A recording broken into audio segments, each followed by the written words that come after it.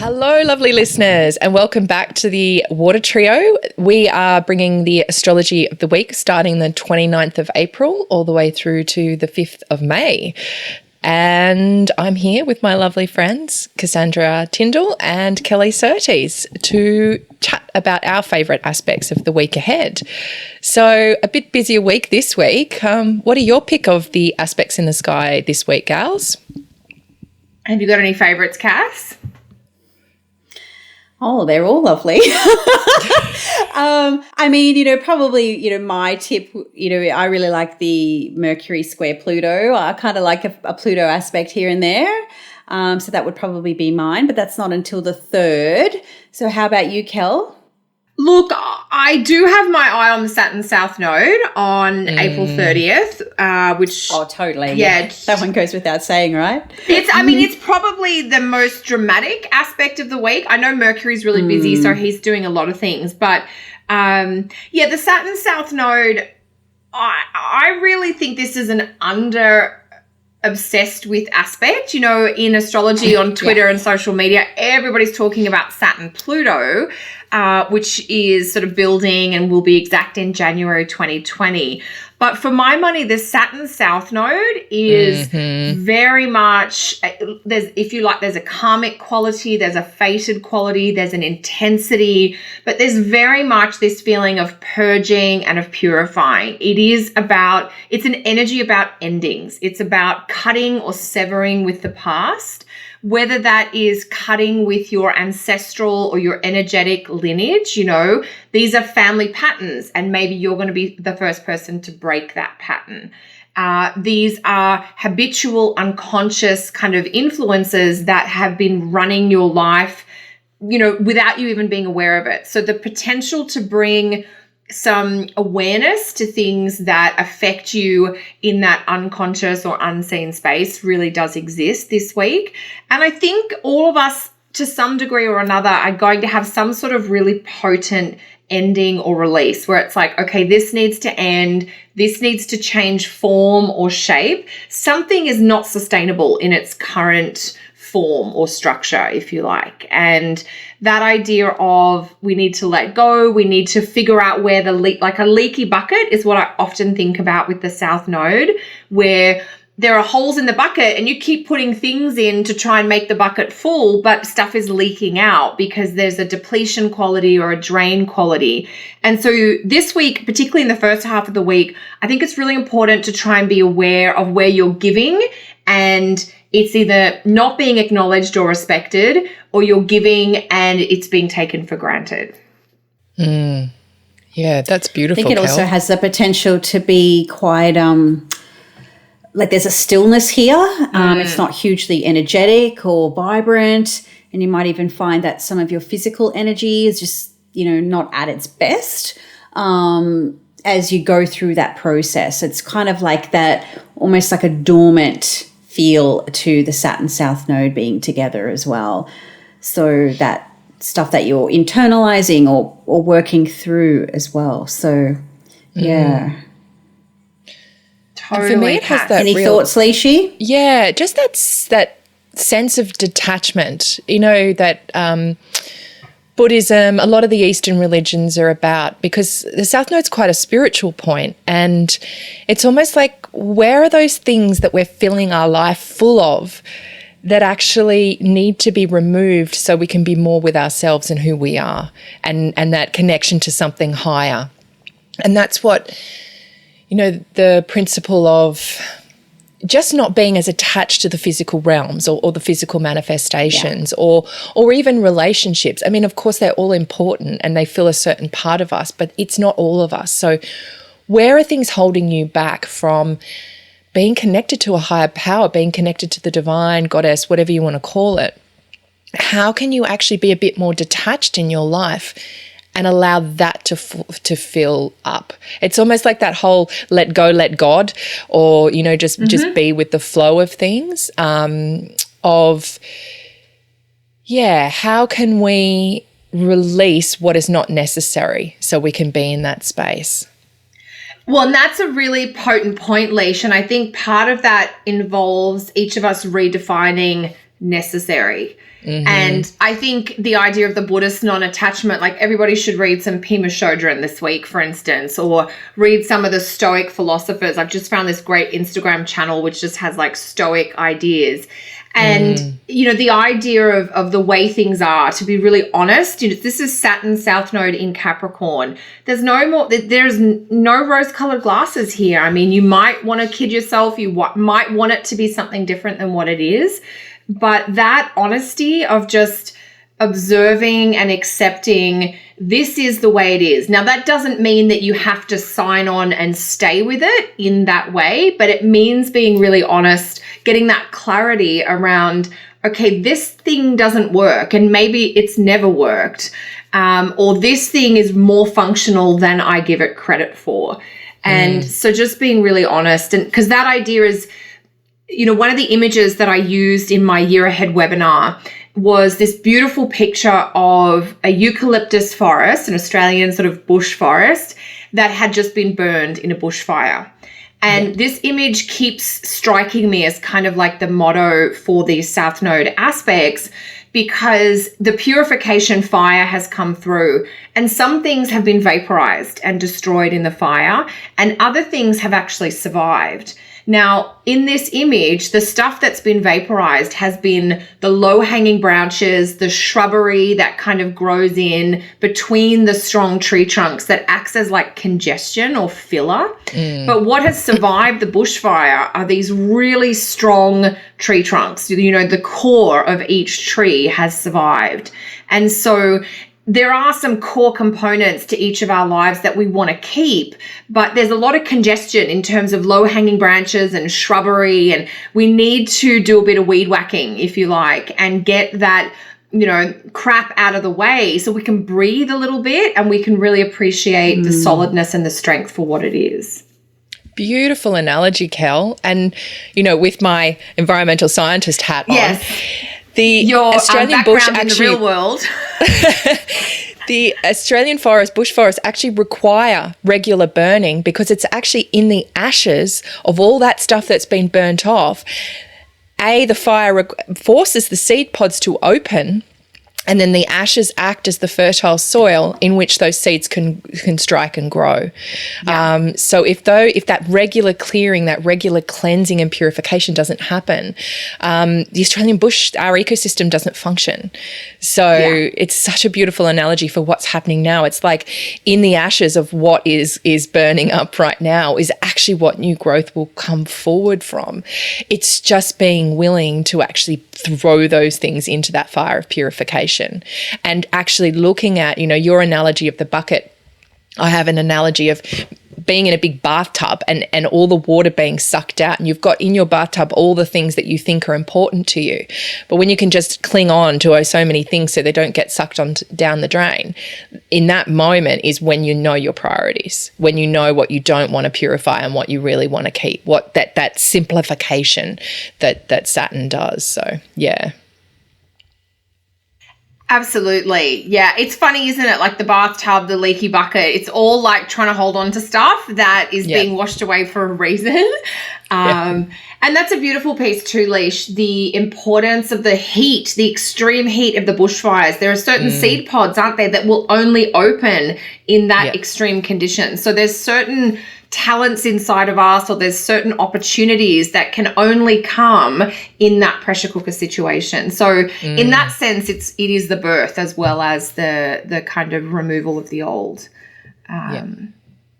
What about you, Cass? Any thoughts on this? Yeah, I mean, I totally agree with everything. And I think it's a really, you know, it's not going to be easy for many, but it's a very much a necessary counterbalance to the Jupiter side of things, you know, astrologically speaking, where it's been sort of, we have the growth component of Jupiter and Sagittarius highlighting the promise and potential, but it's not until we really clarify what it is that we want, we don't get anything.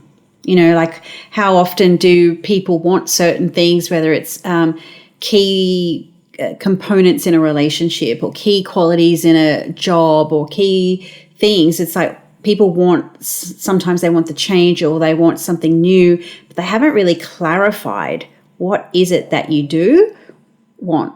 And I think that South Node and Saturn is really just that kind of ground zero, getting to that core essence of what is real rather than what is hoped for or wished for.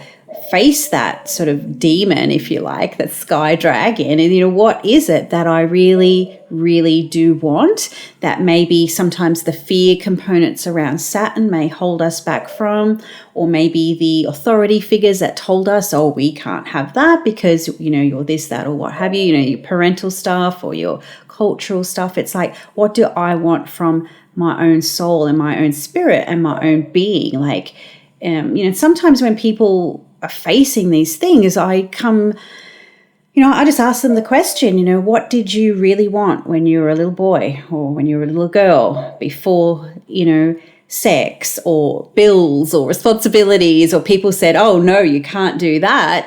Who were you when you were that? Like, what age do you think of yourself when you were a kid? And often there'll be a turning point for that person around there.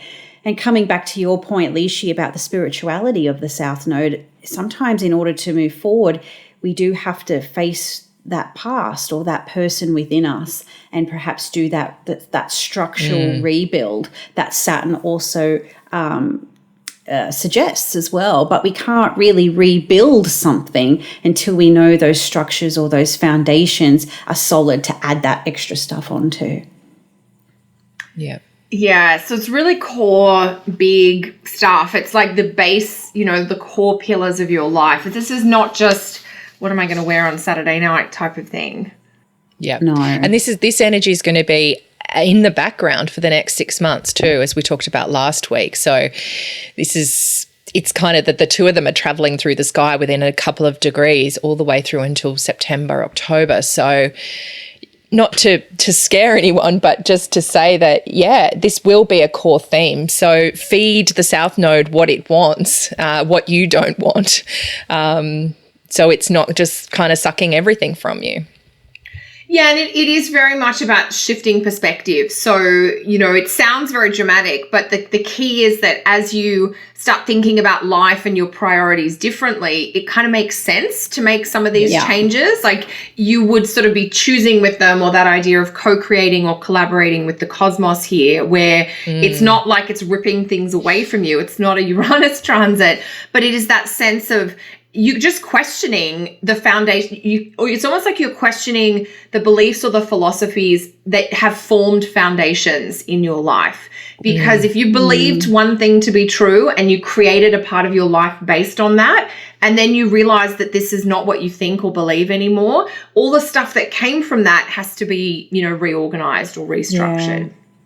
Yeah. And sometimes that can be the challenge in of itself, Kel, because people are kind of having to face their own cognitive dissonance about things and get out of their denial or get out of the dreamland. If anything, Saturn in Capricorn is demanding reality like crystal clear. So, if you have always held one belief or one idea, then you realize, oh, this isn't what I think is true anymore, it's no longer right for me, or whatever it is. You're really doing yourself a disservice if you don't want to take that next step into, okay, well, this, you got to face that, because otherwise it's the disservice that you're giving to yourself in a way. So it's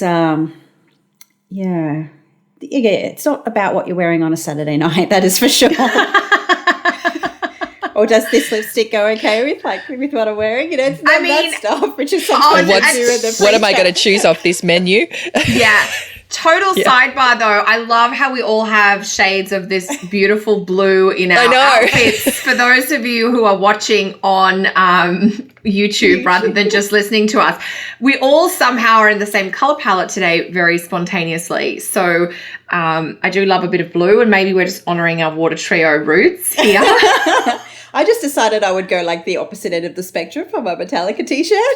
Yeah, you're wearing a shirt with flowers on it, which is totally very pretty. the opposite.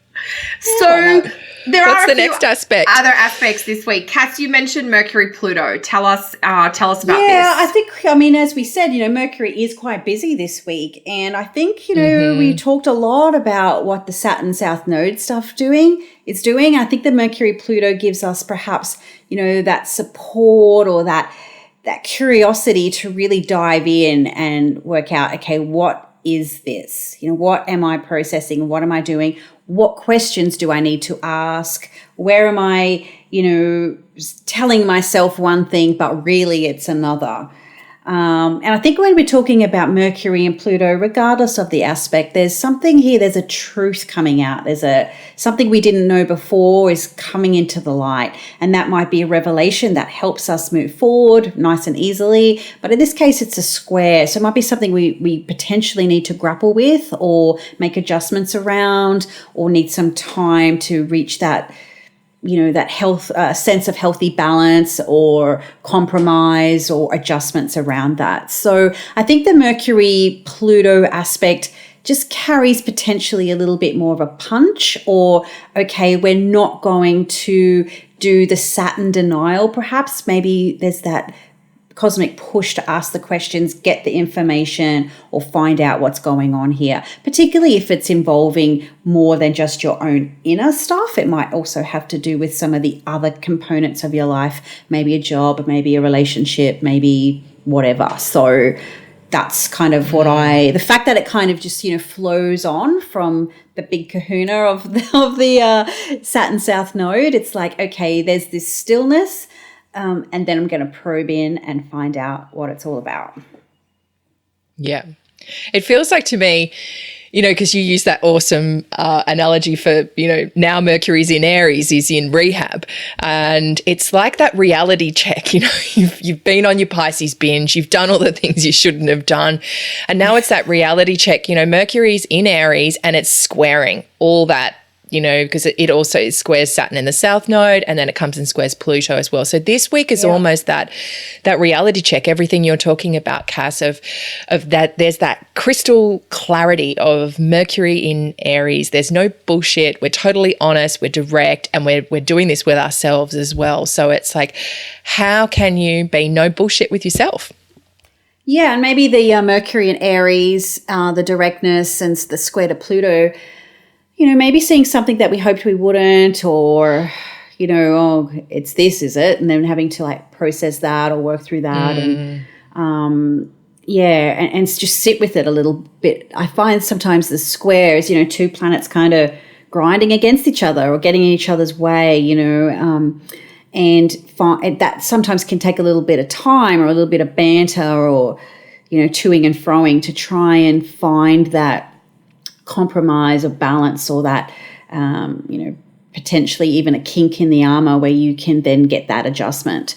So it's kind of got that kind of grindy feel to it, and having to spend a little bit of time digging or thinking even, and asking those questions. And it's kind of confronting, it's a lot of, Mercury's then kind of bouncing around and doing other things too. He's interacting with everybody. So as far as what we think about our our Saturn-South Node situation, we're getting the data, we're getting the information, we're getting the answers potentially in addition to that to help us move through that. It's not like we're in the dark with it all. There is something coming through, the information we need perhaps, or the support or whatever. Well, totally, because I think, so I'm looking at these aspects coming through May 2nd in Canada and the States, and they might be May 3 for you gals in Australia. So we've got, on the same day we have Mercury square Pluto, we also have Mercury trine Jupiter. And so there is, I always like Mercury Pluto, it's like speaking truth to power, or just speaking honestly about something that might be a little bit confronting or more of a typically taboo topic. Like we're not supposed to talk about this, but I just really need some honest, discussion, if you like. And then we do have the Mercury trine Jupiter, which is a little bit more maybe hopeful or uplifting, or certainly conciliatory and supportive. So it does feel like this energy Thursday, Friday is a little different, and you can get some answers, but you might also come to an agreement with someone as well. Yeah. Another thing as well with Mercury Pluto, though, I find is sometimes it can obsess. It can overthink and overanalyze and overworry. So there is that part of it as well of just, if that's going on for you, perhaps it's actually about writing things out on a page, getting it out of your brain and actually, or talking it out with somebody close to get to honest answers of what you actually need. Because if we allow things to run around in our heads all the time, our skulls are an encased place. It just sits in there and turns around too much. So getting it out in any way. I love the way that if anyone watches Grace and Frankie on Netflix, how Frankie talks into her iPhone, that's her type of journaling. That's another awesome way of trying it as well. Oh my God, I love that show. Cass, you've not seen it, have you? Oh, I do. Like, come on, have? it's not all like swords and blood for me. Yeah. No, I do love Grace and Frankie. I think I clued into that show like way at the start when I just wanted something light and funny. And the whole time I can never decide which one I'm more like because I'm kind of like in the middle. Oh, okay. I don't even have a choice. What am I going to be like in my 70s? We know who you're going to be. I'll give you one guess.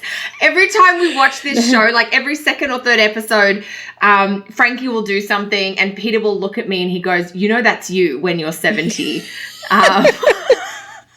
He's like, this is just a preview of your future. And I'm like, oh God, it's so true though.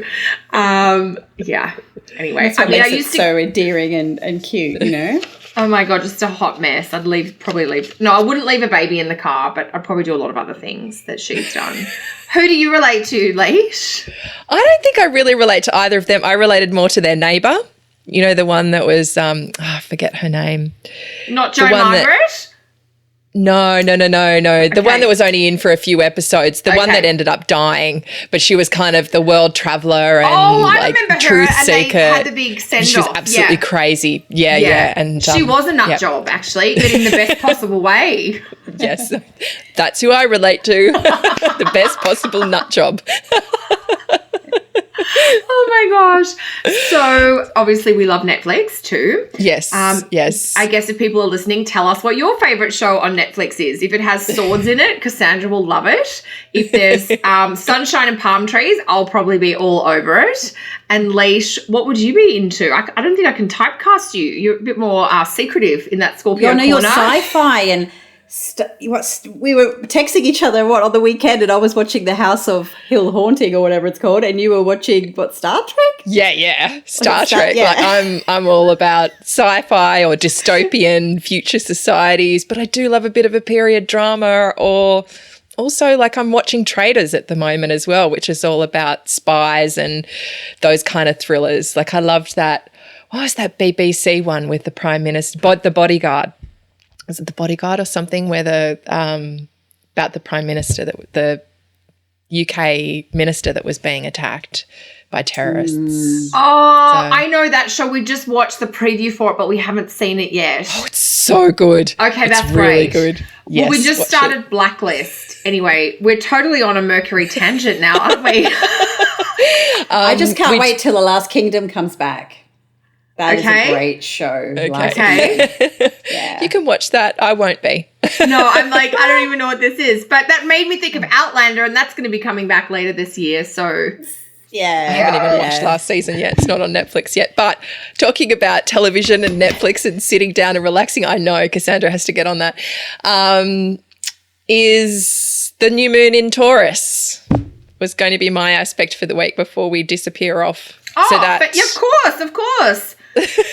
We must talk about the new moon. Tell us all about it, Leish. I'm like, how do we forget a new moon? That's right. We have a lunation. Copy of the Astrology podcast. What date, what degree? Give us the deets. Give us the specs. It's on 14 degrees of Taurus. Here it is 8:45 a.m. on Sunday, the 5th of May. Okay. And this is, I feel like after, two full moons in Libra, the new moon in Aries, and then all the Saturn-South Node stuff we've been talking about, this is actually where we start to rebuild. This is where we start to put in place those new ideas, make it all solid, really bring things back to reality. And yeah, there's just so much awesome patience and steadfastness and persistence about Taurus. I feel like it can give us both give us all the real ability to go forward and do things in a very steadied paced way. I'm a massive fan of almost anything in Taurus. Not everything, but most things. And I do like the Taurus New Moon. I really like the kind of earthy stability, stabilizing, grounding quality. It's not perfect, as you know, Uranus is in the same sign, yes. Venus is in Aries or what have you, but it does kind of say, let's start with our feet on the ground. Yeah. Yeah. Let's put in place those first building blocks that, as the renewal, like your kitchen renovation story, this is where everything starts going back into place. And you've got that now, don't you? Is it all in? Oh my gosh, yeah. And by the time this episode airs, even the backsplash should be done. So yeah. It's like enjoying. So you have the prettier components too, the that's Venus true. stuff. The decorative stuff. And then it's like enjoying the fruits of your labor, which I think is bake. Mate, I'll be baking. Moon in Taurus. Yeah, I know. It'll be, I've got my eye on this paleo chocolate cake. It's from a website called Living Healthy with Chocolate. And it's gluten-free and dairy-free. And it's amazing. It's the kind of chocolate cake. It's got almond meal based.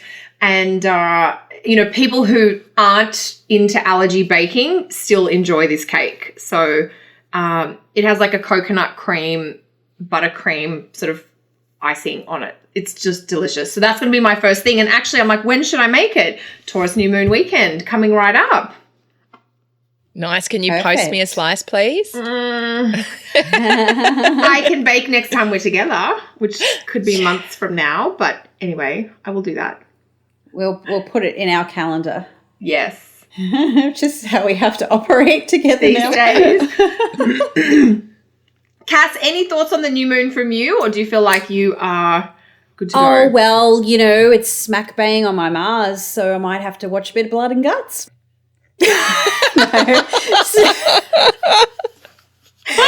Speaking of all this Netflix, yeah, I have been catching up on some of my medieval shows. So I watched The Outlaw King. I think that was it's all right. But as far as the Taurus New Moon, it is that, we're coming out the other side of the Easter break and getting back into our routines. And it's just kind of like I feel the Taurus is always about slowing down a little bit. And as you said, Kel, enjoying the fruits of your labor.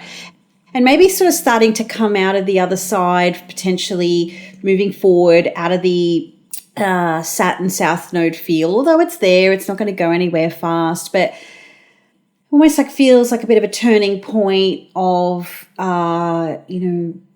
moving forward with some solidness and knowing where you're going and building something that's kind of, it's not like we've got a new moon in Gemini coming straight off the back of that. It's a new moon in Taurus, so it's like, okay, now I know where I'm at. I feel solid. I feel good about this. And yeah, just taking those steps forward. So it'll be nice, I think, to after a week of contemplation in a sense and kind of then be able to enjoy the weekend and then move forward into some new feels. And Absolutely. I know for those listeners in the UK, this is your May Day. This is kind of the kickoff to the summer season. So it'll be a weekend full of pleasure, wining, dining, catching up with friends, getting out in the sunshine, all the pleasure principle of Taurus. That's that beautiful thing. So there's a part of me that wishes I was in London doing all that again. I think there's, lots of cool festivals on at this time of year. So get out and enjoy, UK listeners, please. Because early May would be Beltane in the pagan wheel of the year, like the May Day kind of festivals, would it not? I think. Correct. Yes. Yeah. It is. Yeah. So yeah, it's definitely got that lovely fertile Taurus vibe. It's a spring type of feel, like maybe a bouncing back out of the the other stuff that's going on. So a little bit of a freshness or enjoyment, a bit of pleasure, whether that's wine and Netflix or partying in the UK, whatever it is, you know, whatever that kind of like, you know, I find when there's a bit of a Taurus vibe, it's, you know, what can you do for yourself that makes you feel really good? And it could just be maybe having a meal that you've been craving, or taking a little bit of extra time to cook that thing or prepare that thing, or just buy some flowers, anything that just kind of pretties things up or makes something look good or smell good or feel good. It's really evoking the senses in some way. And I've noticed that since, you know, Uranus has come back to Taurus, it's been a, you know, good 6 or more weeks now. I find that if I kind of get a craving or a feeling for something that I really want, I just act on that, you know, whether it's a food craving. And, you know, sometimes I know I get into my rut of the same type of meals or the same type of cooking. And then, because I love food, and then it's like, well, but I'm sick of eating the same stuff all the time. And then I've got to remember, oh, you know, what's that thing that I really enjoy? So it's kind of that, you know, it's the new moon. So what kind of nourishes your body, and what also kind of maybe a little bit of that kind of moon, mothery, childlike, nurturing, what brings out, what makes you feel good type of stuff. So I've been having a few of those meals recently, and, you know, that I'm just like in this like la land of happiness. Just the simple things, you know, like I really want this, so I'm going to have it, and I feel amazing for it. So, you know, It doesn't have to be much, you know. You know, people think about this self-care and, you know, all this sort of stuff. And sometimes it's just eating what you damn well want. Then that is all it takes. Yeah. Simple. I like it. So that's the week, I think. Yeah, it is. So is there any last announcements from you girls? Anything you want to tell people about? No, I think I'm just kind of business as usual. So I look forward to sharing more in the weeks to come with other projects. And what about you girls? Yeah, it's all preparation and planning and preparing, and because I'm going to be spending a month in the US in total, so I've sort of got a lot on the upswing before I jump on that plane to get through before it actually happens. So that's kind of, it's that head down, bum up type of a thing for me right now. Yeah, cool. And for me, I am doing consults. I'm still running my Foundations of Astrology course, but that is and the following weekend, the weekend of the next week, for anyone in the Gold Coast, Brisbane area, there is going to be an awesome psychic fair for Mother's Day. Cassandra's done this festival before, and I will be doing it at, is it Carrara Markets? Is that how you say it, Cass? Carrara on the Gold Coast. Carrara Markets. So book mum in to take her down to the psychic fair and come along and have a quick astro reading with me. I'll be there all weekend, the 11th and the 12th. Fantastic. Cool. Well, thanks so much, lovely ladies, and thanks, listeners, and have an awesome week, and we'll speak to you next week. Bye, everyone. Bye. See you later.